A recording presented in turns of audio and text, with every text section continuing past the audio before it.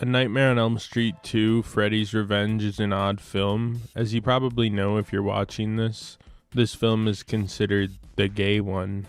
In part because the lead actor turned out to be a gay man, but also because our main character Jesse hits all of the final girl tropes, but obviously is not the final girl. It's a dude.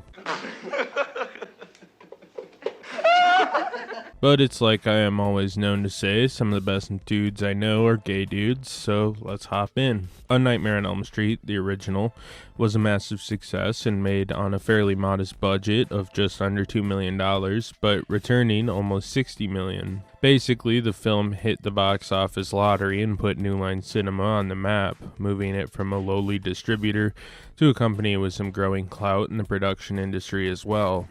The film, that would eventually become A Nightmare on Elm Street, Freddy's Revenge, was kind of a necessity brought on by the success of the original, with Leslie Boehm throwing in an idea of a pregnancy body horror film, something that would eventually come to pass in Part 5, we'll come back to that eventually. Though eventually the script would be finished by David Chaskin, and Robert Shea, the head of New Line, would offer it to Wes Craven, who passed basically outright. His problem was aspects like Freddy physically manifesting, and some of the possession aspects, thinking it would kind of diminish the original concept of the character, and thinking that it deviated too far from his original vision. In his place, Jack Shoulder would take the film's helm as director. He previously directed a flop of a slasher for New Line, Alone in the Dark, but since he already had a relationship with the company, he was selected. Craven did offer some uncredited notes on the script, including telling the team to move focus off of Jesse a bit, and add some more stuff about Lisa, since Craven felt Jesse really ran the film, leaving the other characters out quite a bit. The producers of the film hoped to cut Robert Englund out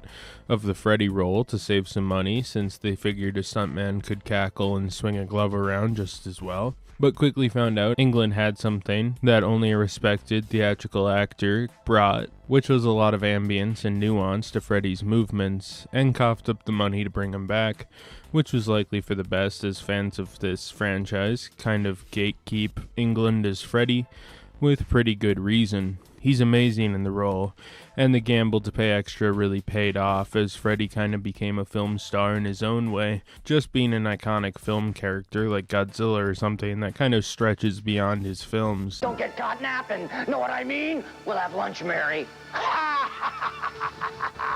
Never had an invitation like that before. Freddy is more famous than Robert Englund, but Englund is Freddy through and through, which is one of the many reasons the character's recasting in the reboot film was so frowned upon, though there are a lot of problems with that nightmare film, pun intended.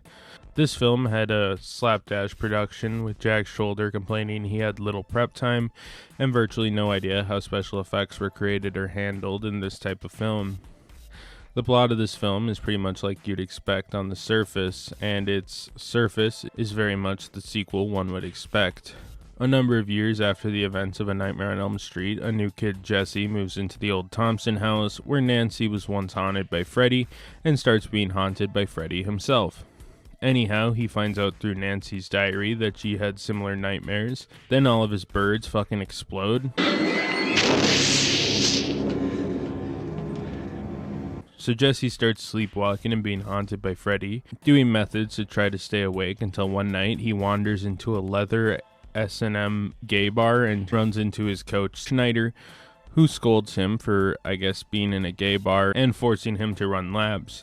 Though after this exercise, Freddy kills Coach Schneider in an interesting shower scene.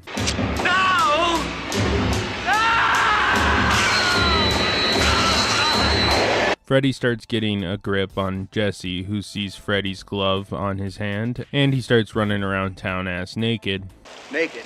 Anyhow, a couple nights later, Jesse's at a pool party with Lisa and they kiss, but then he starts tripping out, so he runs to his friend Grady's house and tells him to make sure he doesn't do anything weird. Anyhow, the two fall asleep and Freddy possesses Jesse into killing his friend. Jesse runs to Lisa, who knows from mysterious means that Jesse's cowardice is making Freddy powerful, but despite his trying, Freddy can't kill Lisa, instead settling on slaughtering a bunch of his classmates. Freddy, as Jesse, runs into an old abandoned factory, the one that he died in, and Lisa shows up to comfort Freddy and free her man. Lisa reveals she loves Jesse, and the power of love causes Freddy to explode. Seemingly later on, Jesse is on the bus with Lisa, and that goofball Freddy drives into a field, and none of them are ever seen again in this franchise, so maybe they died. Jesse is the main character of this film, and is being stalked by the enraged Freddy Krueger. This film is more of a possession film, and as a result, Jesse is largely trying to avoid possession by the enraged serial killer Spirit Man.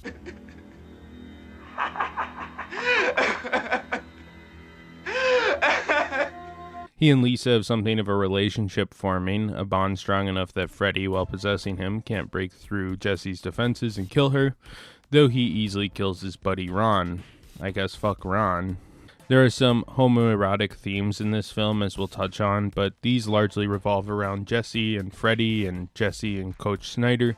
I honestly think the character in Lisa could have been gender swapped, with the script barely changing, and it could have worked just as well, which is sort of a weird vibe to the film. Lisa Weber is Jesse's love interest, and while Jesse is the primary protagonist of the film, Lisa is definitely the most proactive character in trying to stop Freddy by visiting the old factory that Freddy was killed at and confronting Freddy, who is possessing Jesse.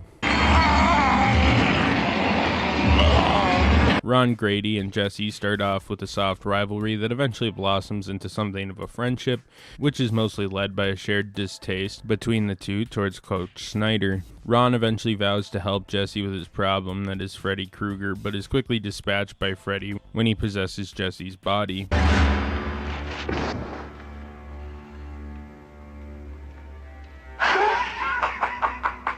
Coach Snyder is kind of a dick that makes Ron and Jesse do hard physical exercise throughout the film. At one point, with virtually no context, we find Ron at a gay bar, which leads to a confrontation with Jesse, who's trying to hide out in the bar.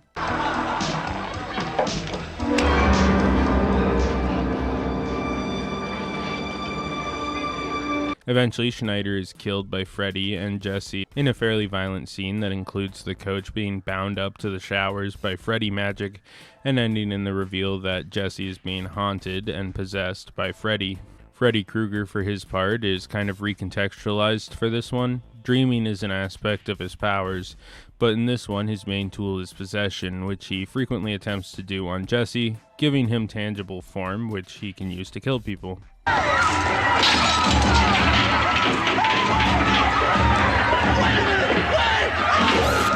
Something that the series would primarily shy away from after this film.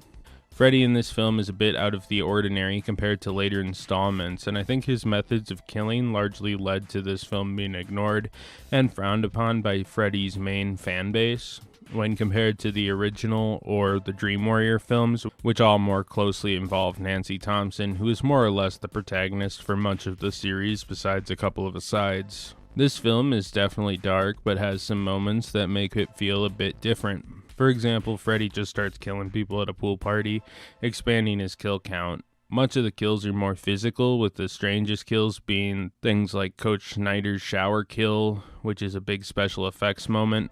It feels more like a slasher film mixed with body possession horror films, with of course the gay themes such as the S&M bar, Coach Schneider, and Freddy's strange attachment to the main character.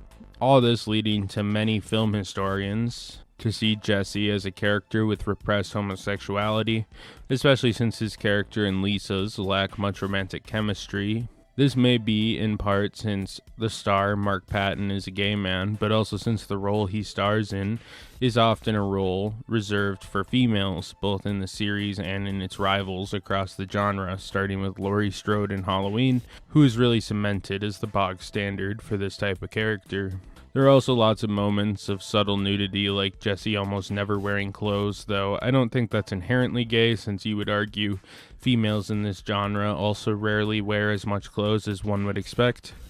Mark Patton theorized that it was in part leaned into that direction since filmmakers knew he was in the closet and decided to tackle that angle. Regardless, eventually, a film, Scream Queen, My Nightmare on Elm Street, came out exploring Mark's story, and it's a pretty interesting documentary, especially since it expands on many LGBTQ issues of the era, even beyond this film at its base, though the cast and crew all seem to have different views and recollections on how the film's gay undertones came to be. I was the director, and I think about all this stuff, and I think about story, and I had no fucking idea.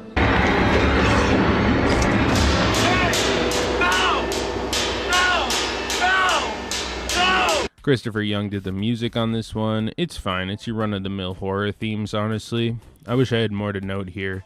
It's fitting, but I always felt Freddy should have more of an iconic film score, but I never feel he really did. And I'm sure somebody's gonna blast me in the comments for that, but I don't know.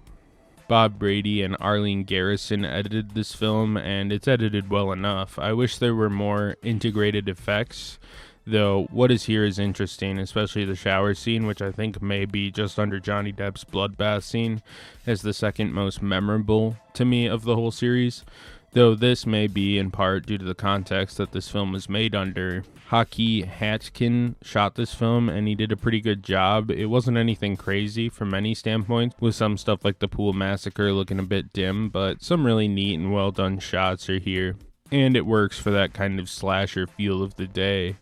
I also think he did a good job making you feel some anxiety about the whole situation Jesse and Lisa find themselves in. Jacques would work in the film industry pretty much up to his death, working on films like Captain America Civil War and Second Unit, and passing away in 2023 after a pretty long and successful career in the industry. Pretty much everything in this film was a mixed bag. The acting is hard to decipher.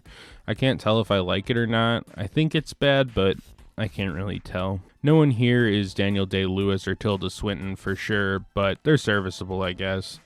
I also just find the concept of the film to be a bit out of left field, not only the homosexual undertones, but also like Freddy as more of a possessing monster with the dream stuff taking sort of a back seat, and even the reduced focus on Freddy's lore.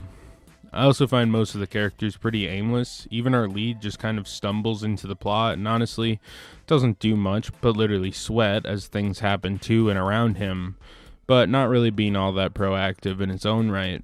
Anyhow, after this, the series would go into more of a strict ongoing story for a bit at least, with the next 3 films, Dream Warriors, The Dream Master, and The Dream Child, creating something of a pseudo-trilogy that would tie back into the first film more and largely forget this film aside from a few odd references throughout the trilogy. As I said, Mark Patton has mixed to negative feelings about his time on this film, but this film seemed to be picked up by the LGBTQ community as a midnight movie, sort of like Rocky horror, whatever, both respecting and laughing at this strange piece of media, but also giving it a second life years after the film was initially panned for its strange, odd duck feel when compared to the other entries in this iconic franchise.